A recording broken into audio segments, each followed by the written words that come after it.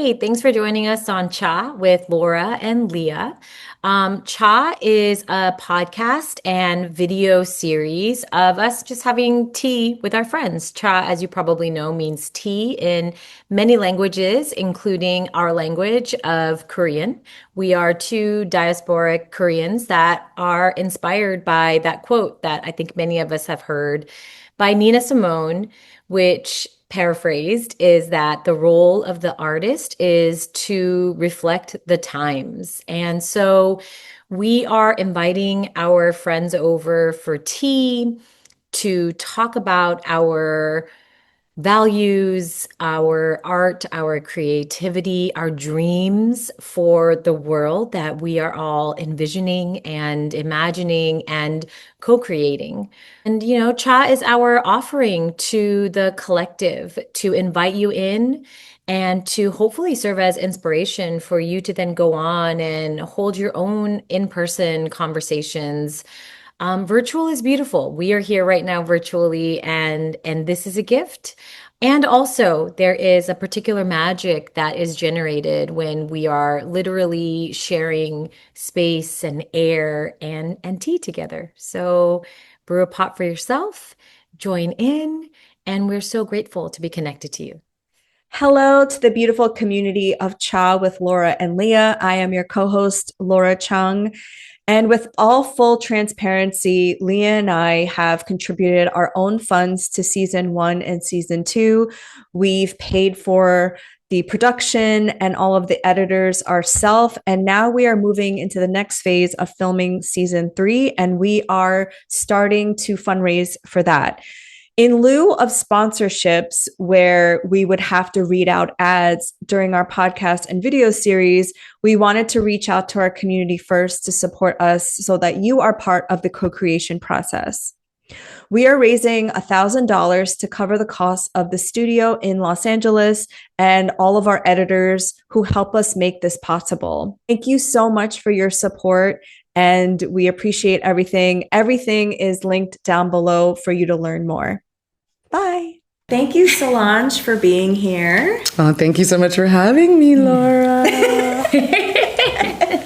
We go way back. How far back? Tell us.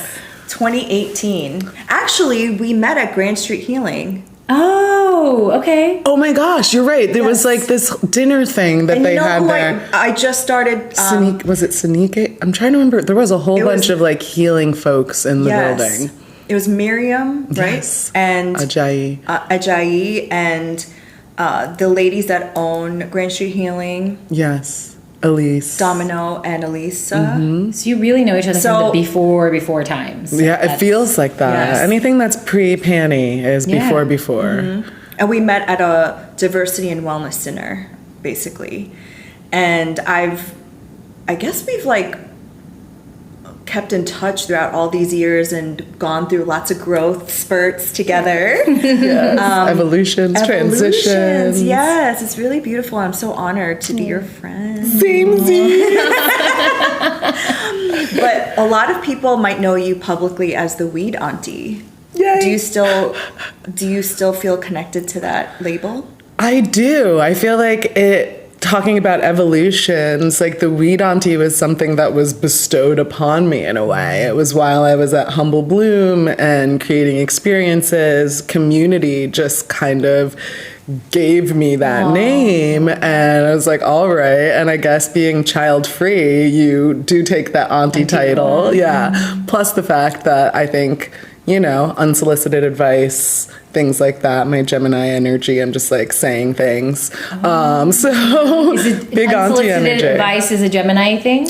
I think a Gemini thing, like we like to critique shit. We're like just looking, hyper analyzing and like looking at people like, Now, how do I say it nicely? But I do think that Weed Auntie for me, now it's become like a lifestyle brand. It was like a name, and it's growing to be, healing sessions rooted in intersectional well-being, and introducing people to musicians and creatives, as well as plant medicine providers and product owners, as well as, doing marketing for brands that are experiential, and now jumpsuit, like actually having clothing that I've designed that has the Weed Auntie label on it, so it's like a real thing. Exciting. Yeah. And it's made all of hemp? It's a hemp and cotton blend, an organic cotton blend. That probably feels like... Kind of like linen. It's really, it feels soft, but it feels solid, which I think is also a tribute to that auntie kind of femininity, like when I think of the aunties that have encouraged, supported, and informed who I am today, they very much were very soft and feminine, but also extremely strong as immigrants coming from the Caribbean, coming from Grenada, and they had opinions and ways that they wanted to foster my upbringing. So, it's beautiful. Yeah. What was the inspiration behind creating it? Creating the jumpsuit? I believe, I have always been a fan of fashion. I am always looking for things that have a story. I've never been a fashion girly. Maybe in my nightlife Era. Yeah. Disco boots times where I was wearing shirts as full dresses. That was a time where it was fast, trashy stuff. But also coming from my aunties, I loved to go through my aunt's closet and take things that she was no longer wearing in my 20s. And I have pieces that are from the 60s and 70s that I still wear to this day. So having this energy of, can I make a sustainable piece that many different sizes and shapes can wear? I've also always been a jumpsuit girly or a onesie. I think it's part of my what's it called? I think that it's part of my exhibitionist energy that's deeply rooted. I like to take all my clothes off in bathrooms. Let's just really do. Let's just be naked in somebody's bathroom, So jumpsuits allow you to be bare. You just take it all off. And yeah, it is a inclusive body size piece. And it isn't too pricey. But it's something that can be a staple for leisure and for trying to look cute in the spring and summertime. And I think my fashion energy further developed. I'm definitely super inspired by folks like Mara Hoffman, who for 24 years really rooted her creative practice in making women feel good, women and queer folks feel good, as well as being as sustainable as possible in an industry that doesn't celebrate or support that. At all. And she just stopped designing, right? Or she stopped that. No, she stopped. She retired. Yeah. Wow. After 24 years. It really was. That's I went to the Friends and Family Day of the last sample sale last summer, and I was just oh my God. Wow. This is too much. Can't handle it. It's also the door opening for the next wave, right? Or the next era. I agree in some ways, for sure. I do think that she inspires me. She influenced me. Her generosity for the 7 years that I've been working in cannabis. She has either lent or just given her garments to me to wear for my birthdays, for speaking engagements, for events that were special. Send Solonje whatever she wants, and to also be featured in Harper's Bazaar with her last set of folks as she was closing down. It's oh my God, I'm one of Mara's muses. You modeled for her, right? Well, I've worn her clothes for a while, and I think everybody she partnered with or provided those beautiful pieces to were creatives, activists, folks that I think that she just really loved who they were in the world, or who they are in the world. So are you building a Weed Auntie brand? Will it go beyond clothing? Yes. I think like it's taken me years. The whole process of even creating this one piece was one that I really manifested, and I joke about manifesting Mara as well. Like I went to a sample sale, and then like tagged her in a shoot I was on. Next thing she started following me, and then we like met in the subway. Like, oh wow, really wild. And a couple years ago, I had ended Humble Bloom, and one of the points of conflict or just where we weren't meeting eye to eye, my business partner, was that she was interested in creating like cannabis products. She was like, oh, let's do some kind of pre-roll or and I'm like, it requires a lot of capital. I don't want to go into debt and have to owe some guy lots of money and be stressed out trying to sell. And I was like, I want to make a jumpsuit.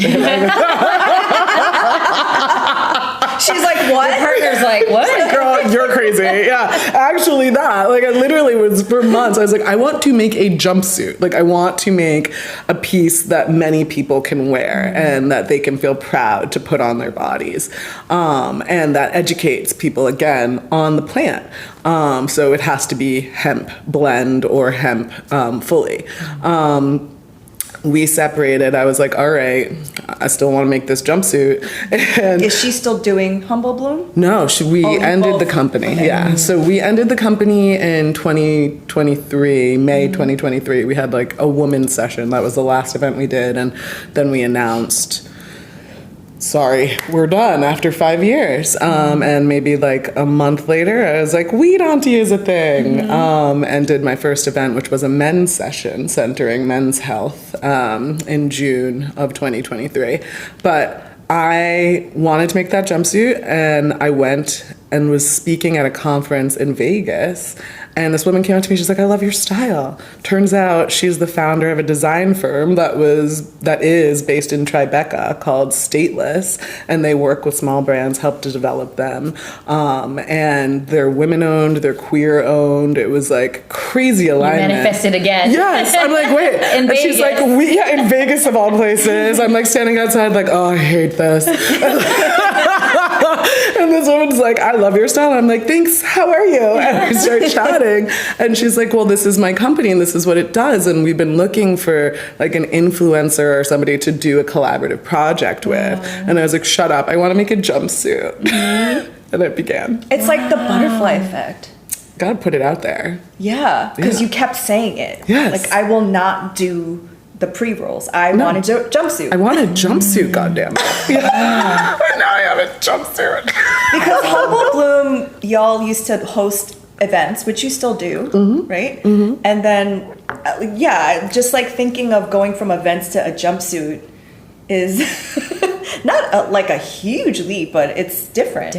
Yeah, I mean, I think a lot of people first focus on product. I think my focus has always been people and educating them and cultivating and creating spaces like the auntie tending to the garden. Like I want to make sure all these little sprouts and seedlings and flowers and plant matter bloom. And so I was busy tending to the garden, but dreaming of other things I wanted to do. And I still think this is tending to that garden in a time where people are so obsessed with celebrity, where they're so obsessed with fast fashion and convenience and AI. It's like, this is a slow fashion journey, you know? Like, from the moment I talked to this woman and said, hey, I want to make this jumpsuit, to, you know, going to the factory and seeing it cut in the garment district and sourcing the fabric. It's been like a 1.5 year process, and now they're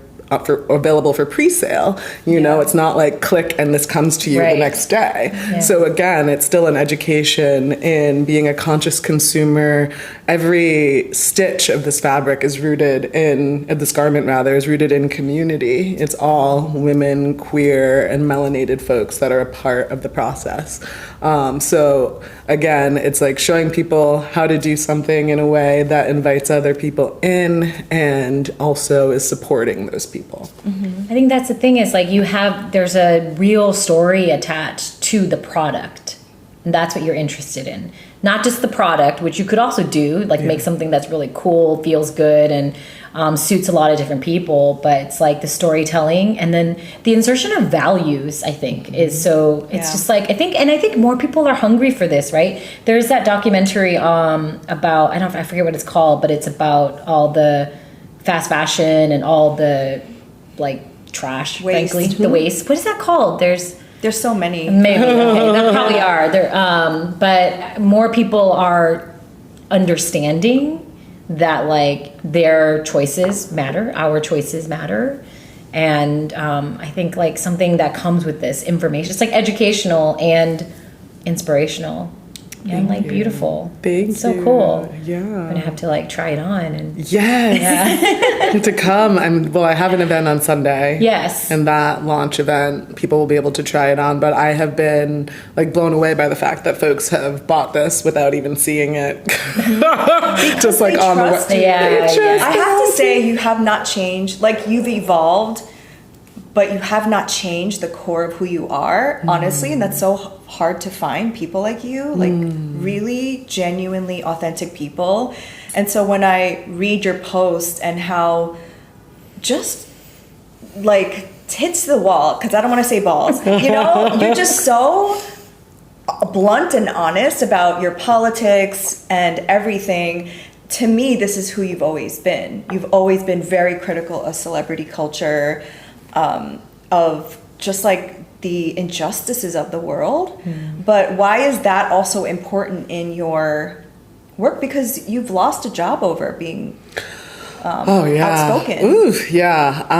What I realized, we're seeking security. We are in such insecure, unstable, imbalanced times that so many of us, especially if you are child-free and single status, it's like, how am I going to provide for myself? And what I realized is that you have to go where you're loved, because so many of these corporations, they want to extract your talent. They don't want to support it or help it grow. They want to exhaust you into submission so that you're just a cog in their machine. And I tried to don a brand's logo, use my skills, do experiential marketing for them, and because even though we had a very clear conversation before I signed any paperwork to work with this company, I was like, my social media is mine. I can post whatever I want. Like, they were highly aware, but they were not a New York company that actually knew me. It's like they had heard of me. They're seeing things. And I really believe that their parent company put the kibosh on the relationship because of things I was saying about Palestine in particular. But you're right. Like, I've always been this way. I've always been somebody who doesn't immediately take on whatever. I'm not influenced easily. No, like, I'm curious, I'm interested, I question. That has always been who I am. And I think maybe like in undergrad, I studied psychology, in grad, broadcast journalism. I also studied Africana studies. So I believe that those intersections really do inform my curiosity around how people interact, around how people put on blinders and like don't actually deal with the pain and try to figure out like what the root cause of things are. They'd rather just avoid it. Yeah. Whereas I'm like, do you think that's all people, or do you think it's American/Western culture?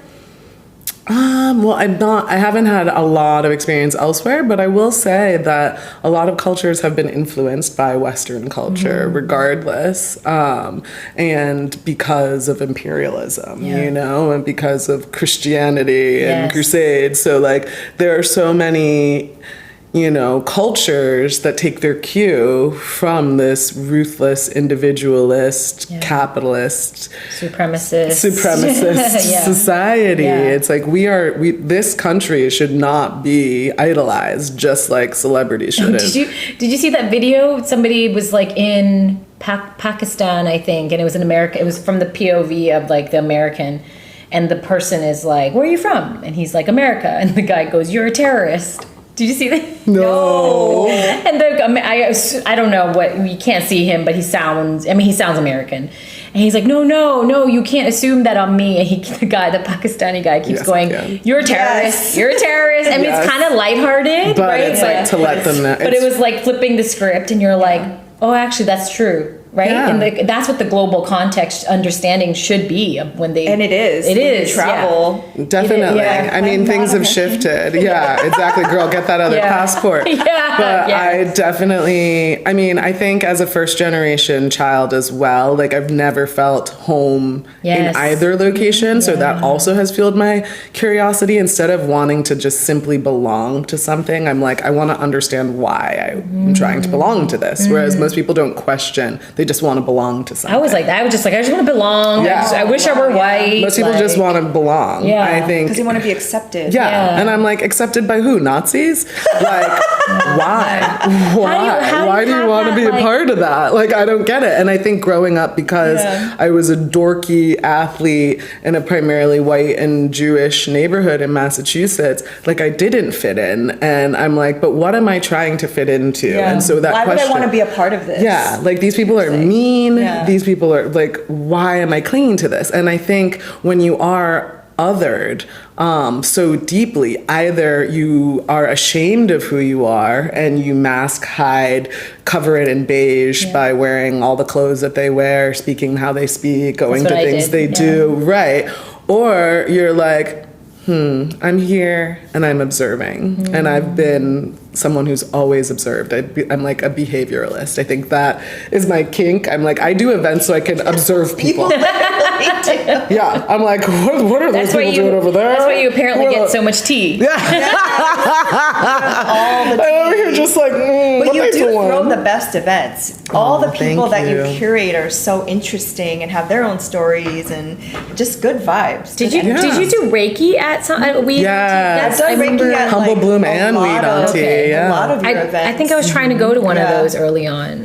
Which is so funny because like I'm finally going to an event that I'm not like doing Reiki on, so I could like actually just be a part of it. I just want to like hang out because I meet the coolest people. Yes, everyone wants to talk to you. It's very interesting. It's getting to that place right now where people are like, well, do I work her event or do I just show up? Because I just want to show up. And I'm like, the community. Yeah, I was just going to say, that's community though, to be like both, like to be partnered with you and be like a participant. I just want to show up and be a part of it. Because people come to my events by themselves.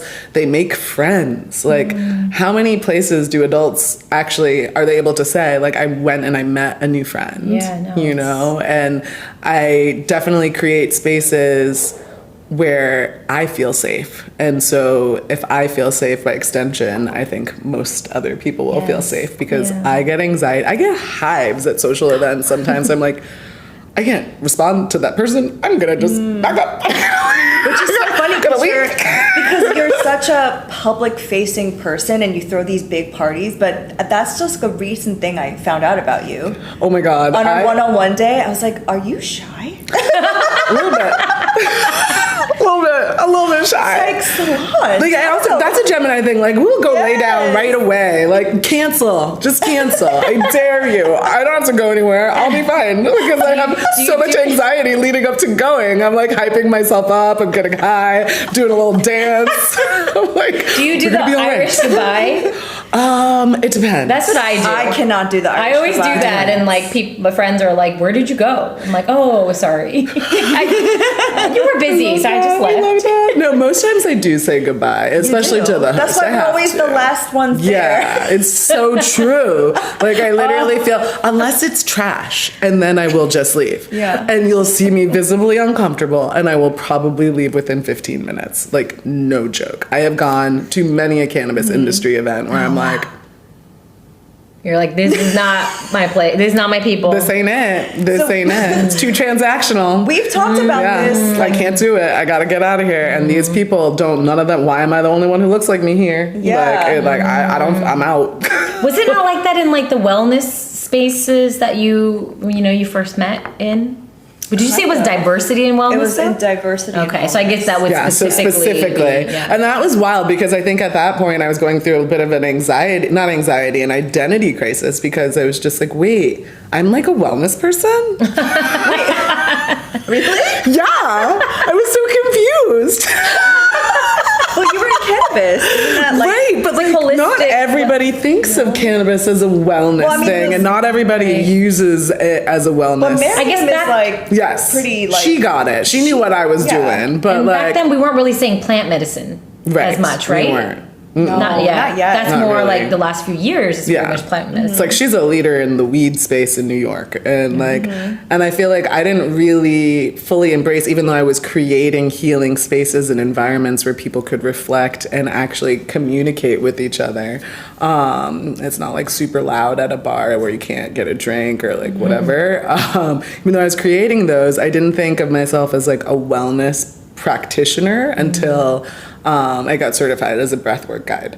And that happened in the pandemic. And then I was leading like one-on-one sessions or group sessions and infusing activism and relating it back to, you know, Black people, we can't breathe, and leading breathwork.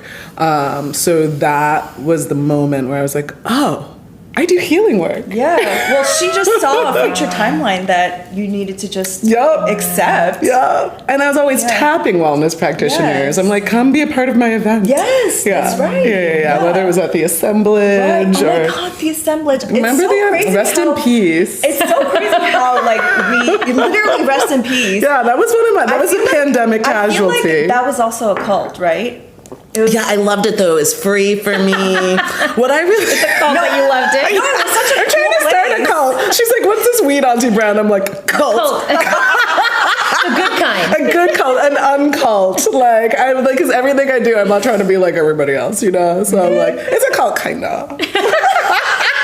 No, that place was so beautiful. Oh, that moss wall. Oh my gosh. And then they had like Ayurvedic food, Yes. and like it was downtown? free for me, totally free to be a member and to get that food. I was like, moving on. Wow.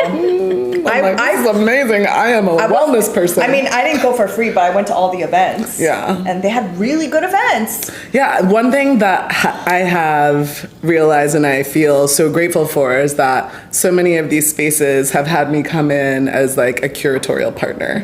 You know, they're like, we like the vibes. And I think maybe it's my nightlife background too. It's like, I like to you bring bring people really together. good vibes. So they're like, you're always bringing good people and you bring good vibes. You're entertaining. Like, do something here, and then you can be a member for free, and we'll pay you, like, give you a budget too. And I'm You like, did that at the Soho House too, right? Do you yes, I still do that. still do So that. I am doing that at the Soho House. It has been a journey seeing in the past 9-10 years, Yeah, I guess, it's so at this different point that now. I've been a member.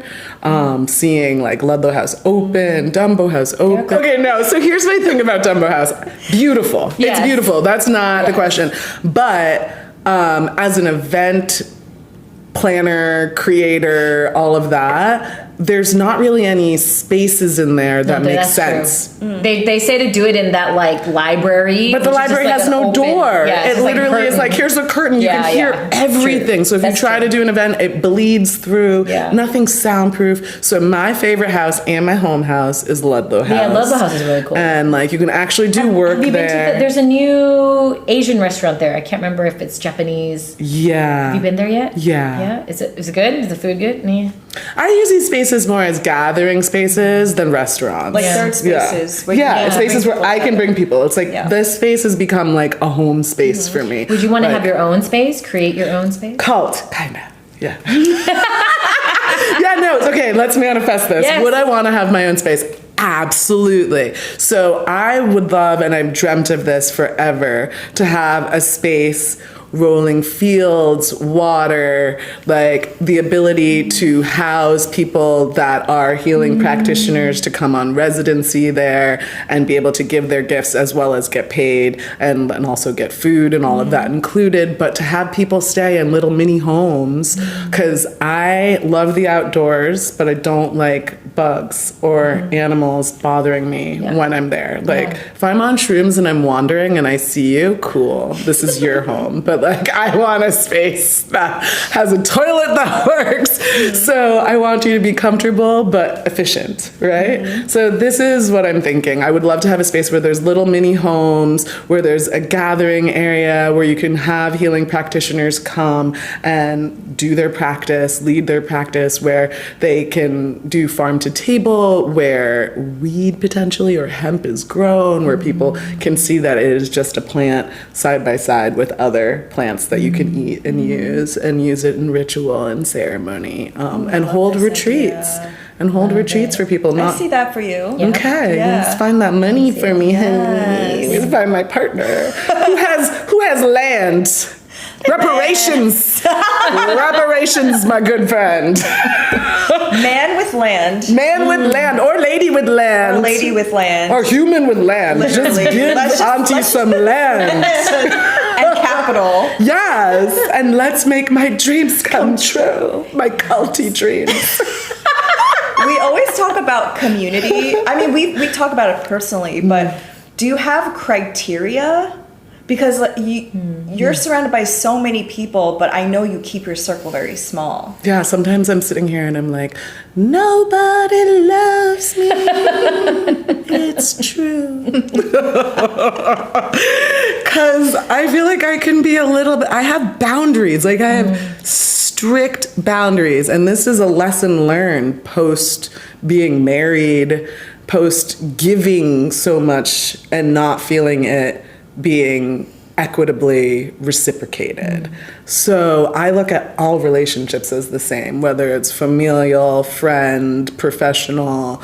Like, we gotta be in a flow. Yeah, sometimes I might be giving more because you need it, but know that should come back to me. And also, I have realized I need to feel safe. I think there's so many people who have friends who they're not aligned with politically, and I say politically with air quotes because everything is fucking political. Yeah, everything is political. Like, every single thing. I don't even know why we use that word. It's like people are afraid of that word. Like, oh, I'm not political. Yeah, when I see that on dating apps, I'm like, left.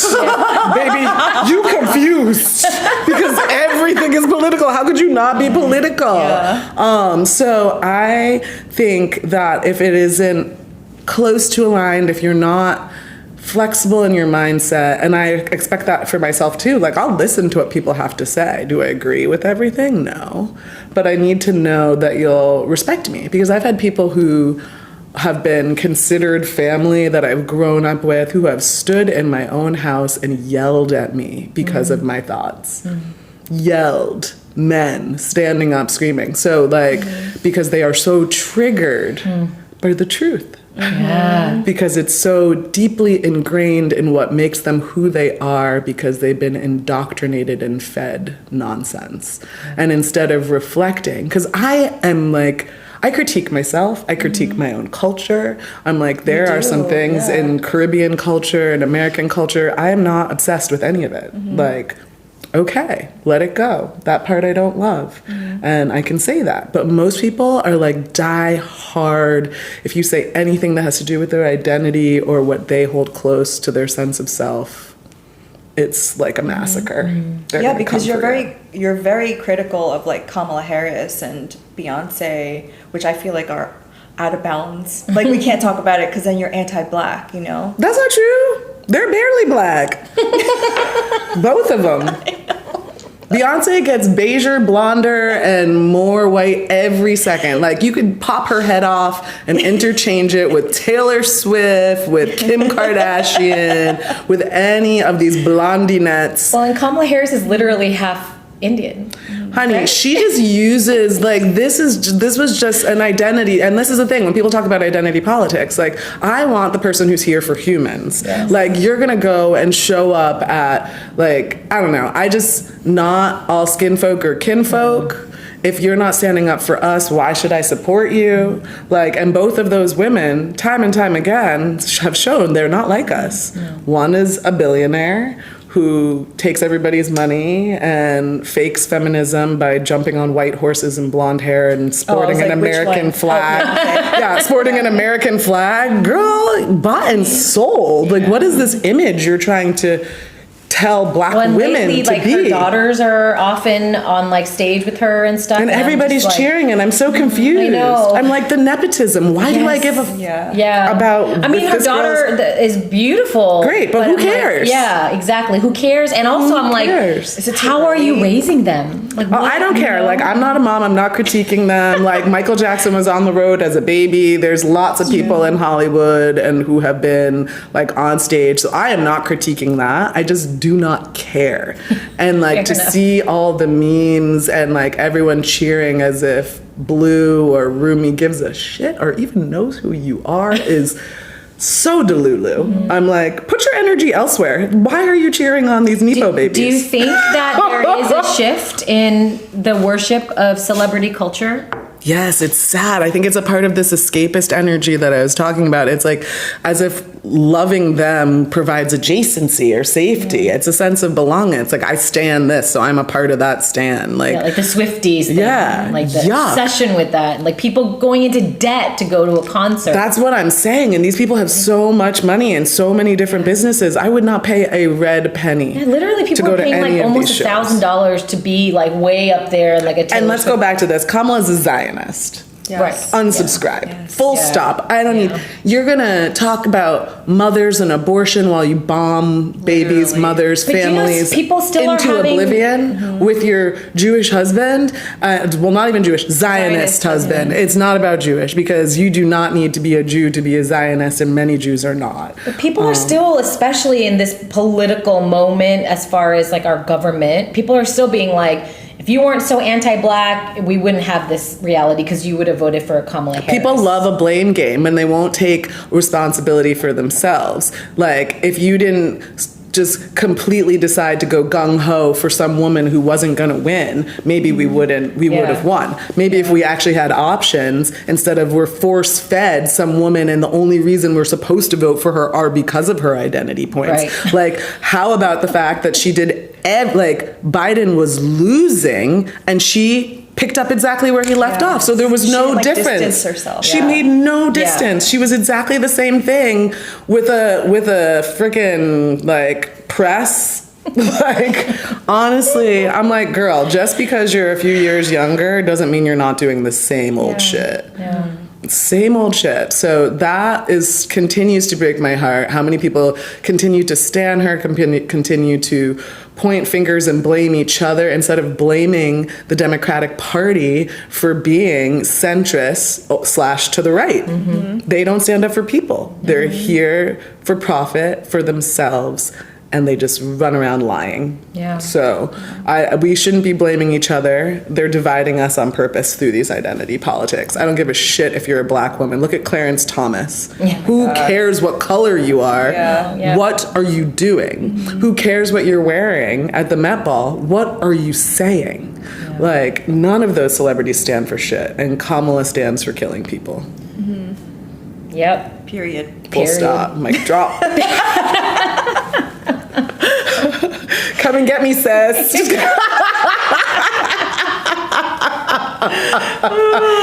So you still consider yourself to be in the wellness space, but do you have a spiritual practice? Yeah, I think, yes. It is not, let me not say it is not, let me start on the affirmative. It is a practice that is based in the oscillations of the moon's phases. I am very centered in what's going on, like interplanetary wise. I'm not an astrologist. I wish I could be, woo woo. But like we could tap into our friends who have the answers from the stars. And, but I believe that humans used to look up to the sky for answers, and now we look down at our phones. And this is part of our demise. So I look to the heavens, I look to the moon, I am in communication with ancestors, I have an altar, I try to journal and be intentional as well as meditate, and then I create gatherings around the moon as well. So most of my events that I do at Ludlow House are new or full moon centered. So people are journaling and either releasing or committing to some kind of intersectional community care and healing practice, as well as partaking in plant medicine on site. And it's been really beautiful, like taking that out into the world in different spaces with different groups. Like for the members at Soho House, a lot of them are like, this is the only programming that resonates for me. Yeah. Like, I'm not here just for celebrity conversations or for like a party. Like, it's so nice to be able to come here, meet new people, be quiet, and be still. And I do a lot of visualizations as well in those practices. And then now I've been doing it for different brands. So for example, like that one has been with SAS a lot at Ludlow House. But with Flamer, I've done things like in Prospect Park, other dispensaries, also rooted in queer healing specifically, when those identities are particularly under attack. So to hold and hug my queer bees feels really good. So I think that is my spiritual practice, is like healing others and then talking. Having the container. My 4-year-old daughter says that we all come from the moon. She's right. She's right. She'll be like, so before I was in your belly, I was on the moon. And she'll say that, and she'll be like, did I know so-and-so on the moon? Oh my God. I mean, but I'm like, I think she's really tapping into like the souls, like where the foreverness of the soul. Exactly. And she's like using the language of like, okay, that's up there and that feels connected to, But it's like, I think it's truth. Yeah, I totally agree. And my name, Solonje, is Angel of the Sun. So like, I do feel replenishment. I like lay intentionally with my hoo-ha facing the sun to like make sure that she's getting nourished. I will do the same thing with the moon. I'm like, beam me up, take me out of here. Earth is ghetto. Is anyone listening? That's going to be the clip we're going to use. Take me out of here, please. I don't think I've ever asked you this, but what made you start smoking weed? What made me smoke weed? Or was it just like high school curiosity? No, it wasn't. I, in high school, was like a tri-captain of sports. I was like academic achiever. I was such a good, I had like braces, glasses. Oh my God. I was so skinny. Like my stepfather used to call me long, thin, and lazy. I was like, whatever, brother. How does lazy fit into that if you were an athlete? He's like, you're not doing chores or whatever. I'm like, dude, I have like games to win, a team to lead. But yeah, so I was such a dork and very much not doing drugs. My mother and family, we were in Newton, Massachusetts, which is predominantly white, Jewish, and like middle upper class. And I had a blended family of aunt, uncle, mom, dad, siblings, and a cousin all living in a house in Newton. And like, it was like, y'all don't act like Rebecca, Sarah, Jessica, John, James, David, and Mike. Like you are Solange, Anik, Yannick. Like you look and you are different, so behave. So there were lots of rules that I'm sure as first gens we are all aware. But as like a highly melanated person, I feel like that was even more ingrained in me, and also as the eldest daughter and the firstborn on mainland. So I stayed away from drugs. It wasn't until I also saw crazy things in high school, like girls doing K and like chewing the inside of their lips and like, party crazy bitches. I was like, In high school already? High school. Oh my God, you're a baby still. I was a child. Wow. I was so confused. I'm like, Mom, and you were judging. I'm like, my mom was right. Yes. Judging and observing. That was the like, origin story. Yes. Yeah. I'm like, I'm not trying to be like these girls. Yeah, exactly. like messy. Thanks for showing me how not to be. Yeah. Thank you. My mama was correct. Yeah. So yeah, it wasn't until college that I started, and I didn't even really do it a lot. And it was primarily because I played soccer at Wellesley College, and I pulled my groin my junior year, and I was in so much pain, and it ended up sidelining me, and I like quit to be a professional party girl. For real though. But at that moment, my first year roommate, Eva, she was from Maine, and she had made like cannabis salves. And so she was like, after your icing, you should rub some of this down there. And also maybe you should smoke, because I know you're stressed. And I was like, smoke what? And that was the beginning. And then I had a boyfriend after college who was very into it. He used to have the Fonto leaves and like grind it up and make like fat ones. And I was like, okay, that's cute. But I didn't even learn how to roll until like way later. Like living in New York, my husband, his friends, they were European guys, so they would roll all these spliffs. And I'd be like, roll me one, roll me one, roll me one. And then one day this guy, Emil, was like, I'm done. I'm not your spliff dispenser. You are going to learn. And so, yeah. You know what I find so funny is in college, we would smoke weed out of an apple and dryer sheet. And now these people can just smoke out in the street. It's like, make sure that it doesn't make any smell. Right, yeah. Oh my God. Look at your auntie energy. Remember when? I mean, I smoked a lot in college just to help me sleep. But after college, it hasn't been the medicine for me. We talked about this. Yeah. Well, one day. I feel like you have to get the right product. So lately, I've been smoking less.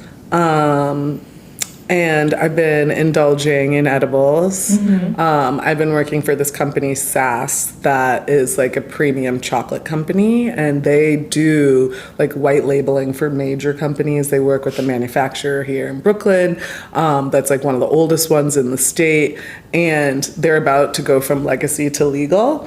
So they not only have like commercial nootropics, so like fungi products, they also have THC products, and their chocolates are so good. And their gummies are actually really good. So those have been my like, I'm going to start my day, pop something in my mouth. And you're not like, oh, I'm so high, I can't focus. Or sometimes I'll smoke and then I'm like, I'm going to dance and clean. Like, it's like, I'm definitely not sitting at a laptop anymore. But these edibles have really shifted I think in my elder years, my consumption habits. So no bongs? Definitely no apple bongs? No apple bongs. I've never been a bong girl. Really? I love smoking. I love the ritual. There's something about like actually breaking something up, and rolling it up, and then lighting it up, you know, honey. That's why I loved smoking for so long, because I loved the ritual of it. That's why a lot of people, you know, totally. that's It's like oral fixation is a thing. And it's like the cool people would go outside and talk shit about the people. Exactly. Still a thing. Still a thing. Now I have like a container or something, so I'll like have a pre-roll with me, I'll puff on it, and then put it in my pocket and continue about my day. And so it's like you're dosing yourself as needed. Yes. Instead of being like to the dome. I could never try the products at your events because I was always doing Reiki. So Girl, we're gonna get you dabble. We're gonna get you some things to dabble in. You too, honey. Got some products for you. I mean, after this, with the whiskey and the weed. Literally. Oh my god. Ray Joe Man's liquor stash. I actually made watermelon, look like they're not flavored, but Jello shots because we're having potluck tonight. Are you coming to our potluck? I was like, maybe, because there's just like there's like a big weird. gap. I know. But then I was like, I could go to my favorite house, Dumbo, You can, if you're still around, and then come over. No, I think that's what I'll do. So I brought my laptop. Jello shots, which I've never done before in my whole life. I love that. You never did it. I've never. Like undergrad or in school. I've never made any. Yeah, but you've consumed. I don't know if I've even had it. I must have tasted one or something. Yeah. I was not a big. What is the person. alcohol? Vodka and triple sec. Okay. I don't know. I followed a recipe. Shot. But I was just thought it was so funny. I'm like, oh, this is what it takes. Like a potluck gathering of liberation-minded people for me to make Jello shots. I You know what I mean? love it.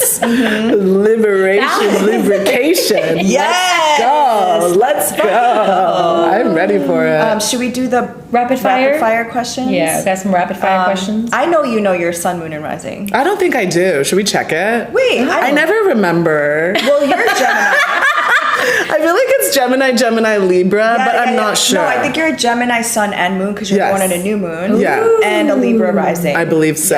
Yes. It's like Gemini, Libra, I think. Yes, because I read it last summer. Yes. I think. I showed it to you. Yeah. I was like, it makes so much sense. Yes. And what? So much Gemini. What are your red flags? My red flags in what? You can interpret that question however. In a new person you meet, or like a friend, or in yourself. Red flags. Or a red flag for myself. Yeah. I love how this is supposed to be rapid and it became so slow. I'm like, but wait, I need clarity. Usually I want is, clarity. Yeah, rapidly slow. So, for example, people have told me that my red flag is that I ask too many questions. They're wrong. Tell you. I completely disagree. 100% disagree. What are my red flags? Okay, I would say one of my red flags is that I analyze things really quickly.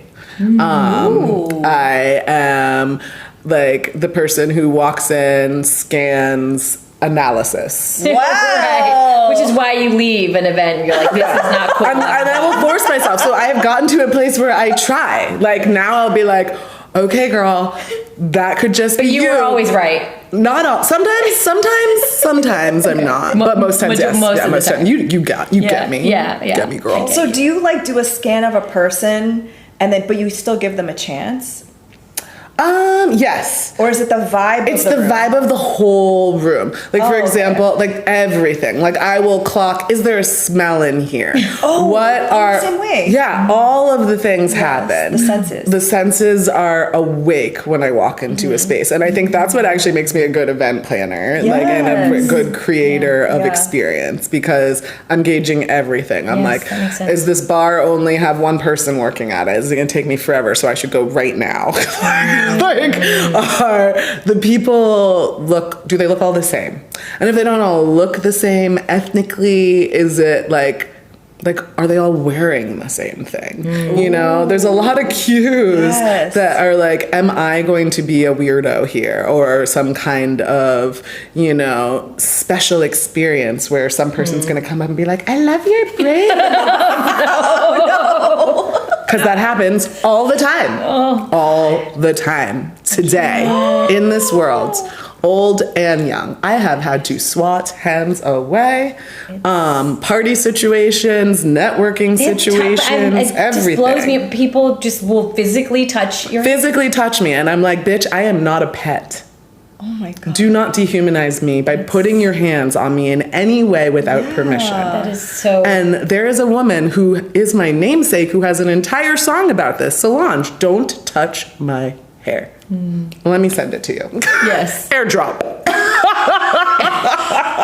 Oh, that's so creepy. Yeah, it's really creepy. It is. I mean, I know it's a thing. Is it mostly like the palm colored people? Yes, mostly palm colored people, for sure. Like they're just touchy people. No, they're not. They think that there are no boundaries for them. They're like Montessori children. No, that's what I mean. I think they like...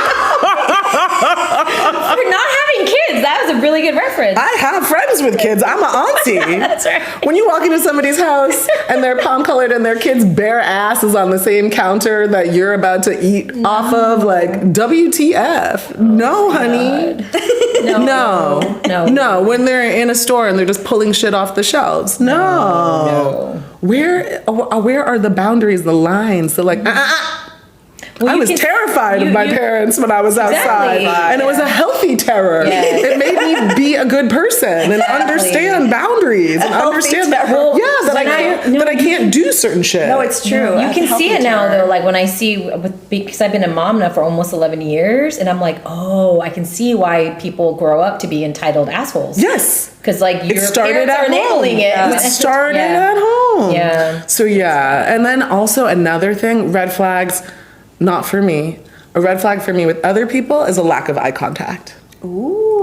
What if they have like autism or something? Okay, that's an extreme, and I hate when people do that. Okay. Because the majority of people, even though, yes, I think I'm slightly on the spectrum. I think we all are on the spectrum. Yeah. But the majority of people do not have such extreme autism. What they don't have is an attention span and a commitment to connecting to other humans. Ooh. Yeah. They would much rather run to somebody that has a four-legged animal and talk to the animal while they step over a homeless person, while they watch somebody be brutalized, while they do not care about human connection. Yeah. So a lack of eye contact, autism aside, is a huge red flag for me. I'm like, bitch, I am right here. Why are you staring over here while you're having a conversation? Like, you're fully engaging in a conversation with me, but you're looking out the window or looking, like, how weird is this? How do you think? I think also in this like digital age, people have forgotten how to make eye contact. That's what I'm saying. It's like it's gotten a lot worse. We're getting dumber because we have all this artificial intelligence. The human intelligence, the emotional intelligence is severely lacking. And people make all kinds of excuses as to why. But it's because you're scrolling, you're thinking what you're doing later. Focus on the present. Be present. I think that's Look what at me. I am a human. I'm right here and I'm not here forever.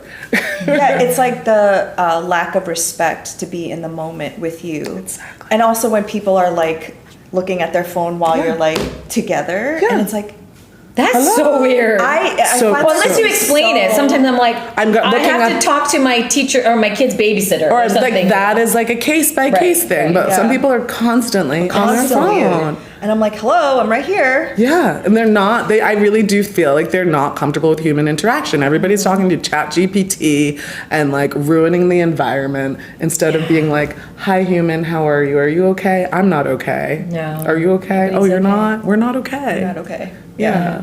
Being not okay together is better. So much better. Oh my God, let's hold hands. Yeah. And run away, flee this country before everyone's I feel like armed. that's what you're manifesting. Yes, I'm fleeing. A comfortable flee. I'm like, who wants to flee with me? It's in my dating app now. What do you Must have an international passport. Yes. Seriously. A foreign passport. Yes. If all of your photos look like they're in one space, you done. You need to have a passport. If you're not vaccinated, if you don't have a passport, if you say you're a moderate or non-political, you don't answer the prompts. No. Like, come on, answer the questions. Yeah. Like, come on, is it really that hard to talk to write?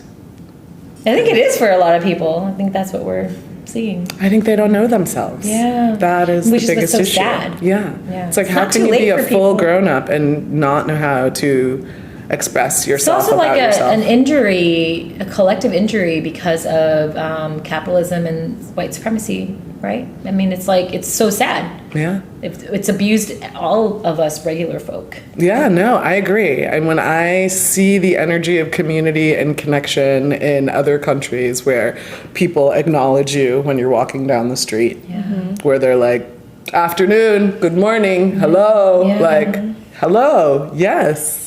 Instead of head down, looking at my phone or walking my beast or whatever. I feel that, do you think that there are certain spaces that people are making more of an effort to do that considering the times right now? Like, I feel like I connect more within my neighborhood, and they're all people of color, I have to say. But I know I'm making more of an effort. There are people of color in Dumbo? Yeah, oh my God. Girl! Yes, I mean... Girl! Maybe it's just the ones that I'm seeing. Maybe there has been a sighting since 1999. Where? Show me. Every day I see somebody wearing a keffiyeh in my neighborhood. Cute. Like, it's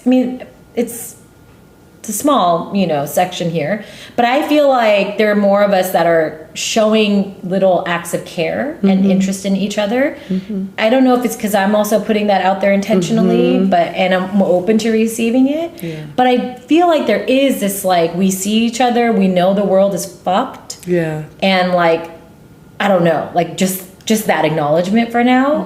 I feel like there's more of that, not enough, but like I do. I think there's a little bit more, especially neighborhood wise. I think like there's a lot of regretful idiots right now who are regretting decisions they made, or to be undecided, or to not say anything, and now they're like dealing with some of those repercussions. They fuck around and find out. Oh, I like that. Regretful idiots. Regretful idiots. I don't know. We're going to have to roll back the tape on that one. No, do you think people really regret not saying anything? Not even like either voting the wrong way or not voting at all, thinking that this was like a protest opportunity. And obviously all of it is empire regardless, but to see the blatant miscarriages of justice, the like dehumanizing of people. I think, some of these people who were like Latinos for Trump, Blacks for Trump, whatever, and are now seeing their families get deported. Some of these wrong and strong Asians as well. Like, there's a lot of people who I think thought having that belonging would protect them. Yeah. No one's checking for who you voted for when they deport your ass or when they put you in a cell. Yeah. It's crazy. So I do think there's some of that. And like, I've even heard it from neighbors, like them not particular, like them, they themselves voted for Kamala. But I've heard like from a woman in my building that she's now had direct effects with people that are in her community who are Puerto Rican, Dominican, have lived in New York for decades. She's like, I thought they were only going to go after criminals. Oh, yeah. Y'all are crazy. We're all criminals. We're not white. Yeah. Like, we're all criminals. Everybody else, like the actual criminals, like insurrectionists, they're criminals. Patriots, yes, they're patriots. We are criminals. Yeah. So they're learning. But I do feel a sense of community and connection, but I also am that person who walks down the street like and smiles at people. And they're like, what is going on? Hi, just kidding. Oh, now I see why you smoke weed. Yeah. You're like, hey. Gummies, how you doing? Hey, friend. I'm also like trying to speak Spanish to my neighbors, like everything. Anything I can do to foster, like, I'm here for you. Know that. Yes. Just like, I hope you're there for me. Yeah. Well, thank you so much for being here. I love you, babes. Thank you. This was really fun. So nice.